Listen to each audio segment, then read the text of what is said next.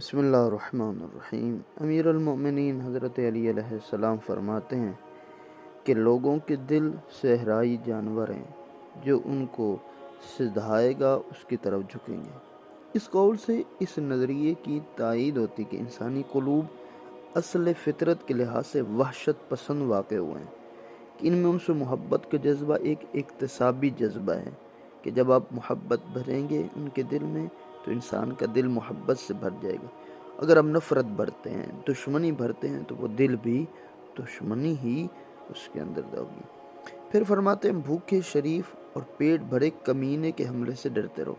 مطلب یہ کہ باعزت باوقار آدمی کبھی ذلت توہین کو برداشت نہیں کرتا۔ اگر اس کی عزت اور وقار پر حملہ ہوگا تو وہ بھوکے شیر کی طرح ہی حملہ کرے گا اور ذلت کی زنجیروں کو توڑ دے گا۔ اگر ذلیل ہے، کم ظرف ہے اور اس کو حیثیت سے بڑھا کر